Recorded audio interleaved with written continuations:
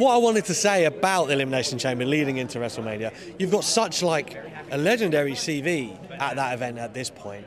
Like, what keeps you motivated in terms of, okay, I want to maybe do a story with this person at WrestleMania? Is it a case of just winning belts, or is it, I need stories to tell at WrestleMania? That's it.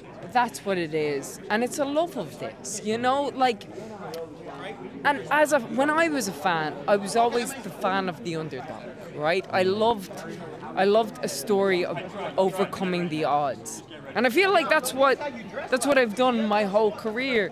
And so it's always delivering what people don't expect.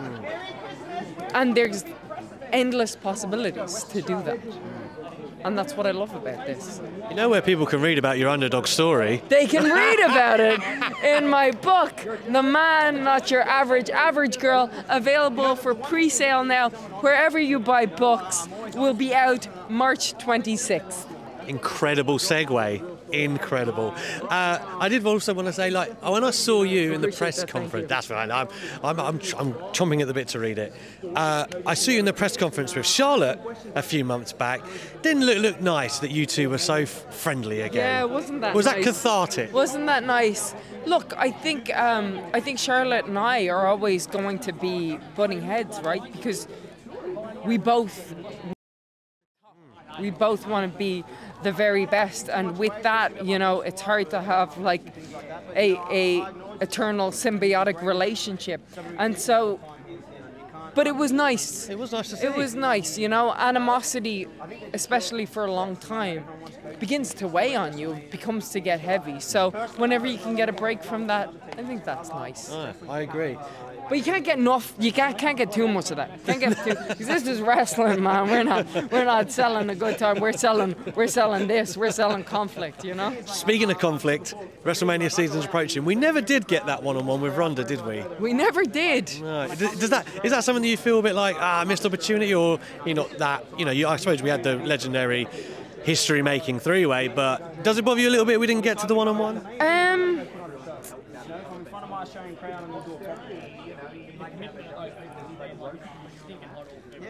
I suppose at the end of the day, I was still able to win the main event of WrestleMania, be the first woman to ever win the main event of WrestleMania.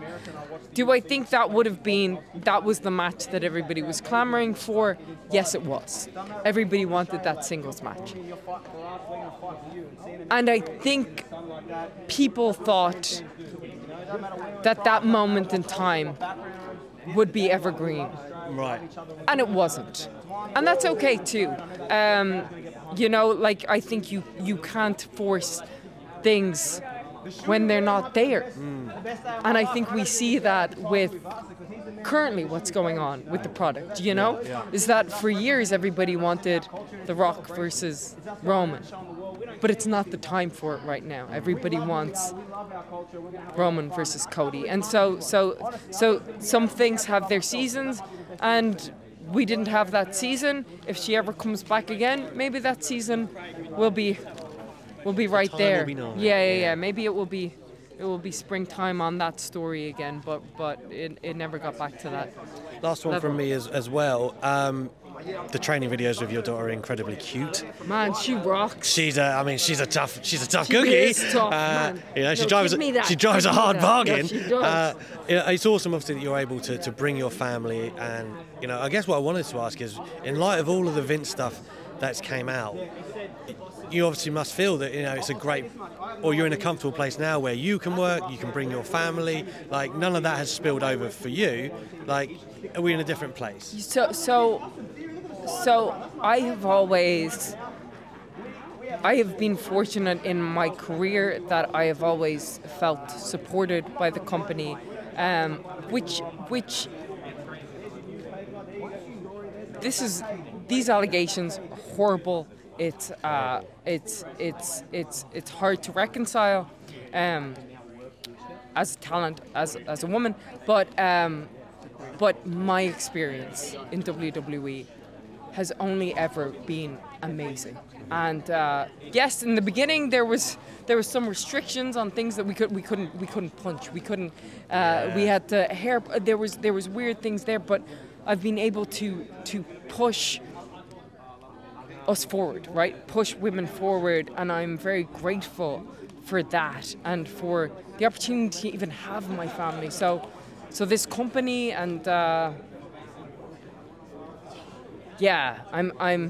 it's hard to. Some of these things are hard to reconcile with. Hard to digest. Yes. Yeah.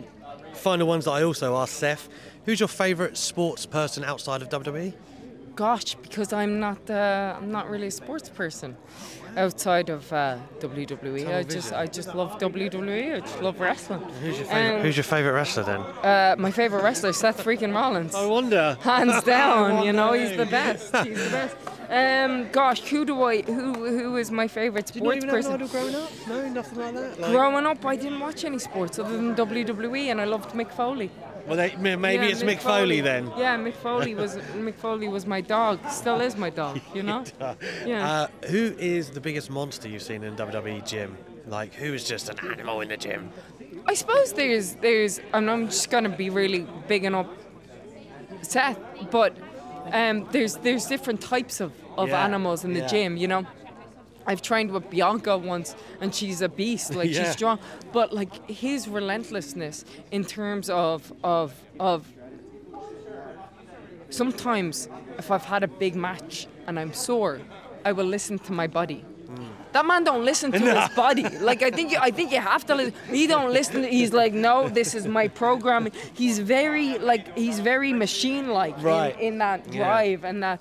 Like, well, look, your back is broke. Your back is physically broken. Maybe you should. No. This is. But you've got great abs. Yeah. But he's got great abs. But he has got great abs. Yeah. So. Proof's in the pudding, I'm afraid. Exactly.